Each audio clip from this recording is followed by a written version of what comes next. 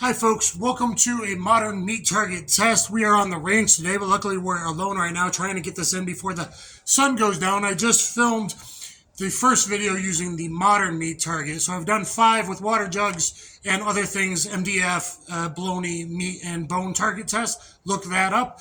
I just filmed the modern meat target test, which was a redo Paul Harrell tribute of his first meat target video. Is hyper ammo more effective than regular ammo? So look at his video and my video. I might hold that one to release a little bit, but it actually worked out really well how I did the modern meat target. So today's video is on plus P and plus P plus. Is that more effective? And you'll be able to compare it to the previous video I just talked about from the same 3.7-inch barrel, as well as from my second video with the 3.2-inch barrel, comparing punch and HST and Winchester white box. So you're going to start to get a good idea of things. I haven't seen that video yet on the modern meat target. What it is 4 layers of t-shirt on the front and on the back. Then we're going through duct tape. Then we're going through 2.4 millimeters or 95 mils of sheet vinyl skin. Very tough. Look at the first video. I try to stab it and cut it just like real skin, which is very tough and elastic. If you want an anatomy, physiology lesson, look at the first video I've referenced. Then we got 20 ounces or approximately 2 1/8 to 2 1/4 inch thick of bologna. We're using 20 ounces in the first 5 videos. We use 16 ounces. Then 2 1/4 inch MDF or double MDF, like Gun Sam uses in his real world. One of these, we're using 2. So 2 quarters is 1/2 inch of medium density fiberboard. We typically will use the 20 ounce on the back like we did in that test. In this test, at least this first test we're doing right now, only 16 ounces on the back because I bought out most of Target's bologna last night. And I wanted to also see the little differences in penetration and whatnot. But you can get a good relative comparison. But I wanted to let you know about that small variable, 16 versus 20 ounce on the backside after going through the ribs or sternum simulant.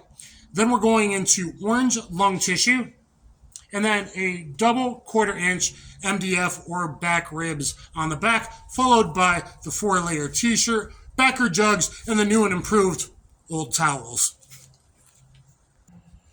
And again, we're using the GX4 carry, new to me. Look at my unboxing. I'm really impressed so far with a 3.7-inch barrel. So this macro size, I think, is going to be more popular for carry. All right, eyes and ears on, in frame, and going with the USA. The USA's little Winchester silver tip kind of thing, but it's 8-pedal, new, brand new design. In the top, here we go. And now with the old school golden Saber unbonded. And now let's do our Underwood plus P plus with the Nosler bullet. You can still buy this. And then below that, it's going to be with the bonded or gold dot bullet they no longer make, but might be very good for security, personnel, etc., law enforcement. Ooh, that's spicy stuff. And so is that. Looks like I got good shot placement to show everything that we want to show. So let me pause there as I work for my holster. Use code Dan the Wolfman. All right, guys, let's look at the bologna packs. These are the back of the pectorals. Excuse the camera angle. Still figuring out the best way to do all of this. And on the reverse. So on this side is the plus P. On this side is the plus P plus. Completely blown out, macerated on the plus P. I know that new Winchester round is a very fast round, but a shallow penetrator. We'll see if we got some weird results. Bullets do funny things in anatomical simulants as well as in the real world. But it looks like this is very good macerated. As far as the plus P plus, if it's worth it in recoil, this is not a pistol I would carry with plus P plus, but if it was an HK or something like that can handle recoil really well, or maybe like a full-size M&P 2.0, something like that, then you might want to consider plus P plus. So good, like really good, and really, really, really good, I guess, on the plus B plus as far as that's concerned, if you think that that makes a difference in those first approximately 5.9 to 6 inches of penetration. Okay, going through the ribs or sternum simulant, the double MDF. Two have very, very good expansion. The top left, which was a Winchester, and the top right, which was the plus P plus with the Nosler bullet that you can still get. Both expanded rather huge, it looks like, already after going through our pectorals. The Golden Saber is very small, and I'm curious if I'll even be able to find the jacket if it's already separated before hitting that sternum. I'd be a bit surprised, but we'll do our best to search later. I looked through both of the meat packs, were completely blown apart, macerated flesh. So I'll have to dissect that later. And then the gold dot has good expansion, but not as much as the spear, which we want good controlled expansion on a gold dot when you want further penetration. Okay, so here's the plus P entrance. Here's the plus P plus entrance as far as on the back of the ribs, as if you're going through various tissue about to enter perhaps lung tissue or other tissue in the upper thoracic cavity. It looks like those are two hits on top of each other. Those are two hits on top of each other, I believe. And there's our exits. And in the back of the MDF, actually, the gold dot blew it out huge too. So 3 out of the 4 have huge blowouts on the back of the double MDF sternum. And only the Golden Saber did not. I am curious if we lost the jacket far earlier than typical with that. All right, guys, as far as our orange lung tissue, only 3 were hit. 1 was barely skimmed. We got 1 hit on this side. And 1, I think it went through the side this way, split it out pretty good there, and went out there. But we're having some interesting results, as I've alluded to. Let me dissect these, make sure nothing more than fiberboard bone is in there. Well, one of them was tore up pretty bad. I only see a tiny bit of fragment other than bone fragment, which is a real world thing. So only 1 bullet recovered so far. This is on the back right. I believe this meteorite is pretty held together. I believe this is the plus P plus gold dot. This was on the right side. Path. These are 3 out of 4 exit holes there. Never mind where the tape is. There's the entrance. Entrance. Bigger entrance, exit, I should say bigger exit out the back. The real exit's out the back of 3 out of 4 bullets. Okay, so only 1 recovered thus far, guys, and it gets a little more interesting from there. Okay, bullet number 2 recovered on the right side. We've got path diversion, just like happens in the real world after going through bone, and this is one reason I've made my modern meat target pretty difficult thus far, but it seems like it's right to all the real world knowledge I have. I am an armed security guard. I've been through a SWAT school and things like that. Based on the pedals, 1, 2, 3, 4, 5, 6, 7, 8, I believe that is a nice mushroomed Winchester USA Ready plus P. It's very hot for just a regular plus P. 8 pedal design. I think that's right. We'll have to go over it later. 1, 2, 3. That doesn't look like a 5 or 6 pedal typical to me, which has more drag. So we're not positive how far this one really penetrated. All right, we are on the range today, so no excuse any gunfire you hear in the background as someone's on a date night over there. These cantaloupes were for the next test. These cantaloupes are set up for your next 357 vs 45 test and then a 9 vs 45 test. They angled down, at least one of the bullets did. Nice splinter there. Angled down. Still quite a bit of energy. 1, 2, 3, 4, 5, 6, 7. This actually might be the Winchester round and not the Golden Saber. 1, 2, 3, 4, 6, 7, 8. Based on 8 splits, is this the Winchester round? And exited then out the back. I'm going to see in here. That is quite a separated wound path. And let me dig in there a second to see what I find. All right, based on the necropsy, I do not see a bullet in there. I do believe it was the Winchester round. Must have just exited out the back with no energy. off of the Cantaloupe. So it made it through the baloney pack, I believe, at the bottom of baloney pack. My hits seem to be good, maybe a little bit low, one on top of the other. This is significant. That was on top, though, the USA Ready. So that's significant downward drop or deceleration of momentum and energy after going through the double MDF. So this is where you might have actually good shot placement, but does it carry on or does it dip down and do damage in the stomach instead of hitting the heart or the spine or the lungs even, or just hitting the bottom of the lung? So I think that's what happened. It is mushed up pretty good. Let me show you this. This was actually for the other test. Keep that in mind. I have not found a Golden Saber. I don't think the Golden Saber would have done this much damage, assuming it already lost its jacket at this point. Now here's the Cantaloupe on the bottom right. I'm going to guess it's actually from the gold dot, hitting in at this angle, transversing here. We do got a lot of MDF brought into the wound path on the left side of this cavity. That's just MDF, MDF, MDF, which would be bone fragments in the real world. So velocity can do things, contrary to popular belief.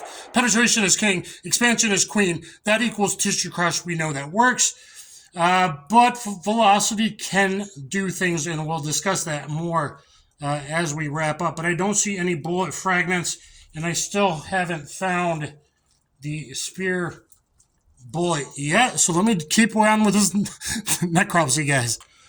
All right, guys, I've looked everywhere. I've dissected everything. I'm covered. I'm muddy, whatever. I've only recovered 2 of the bullets. Looking through the chest bone, sternum, double MDF, it looks like the Golden Saber already lost its jacket, okay?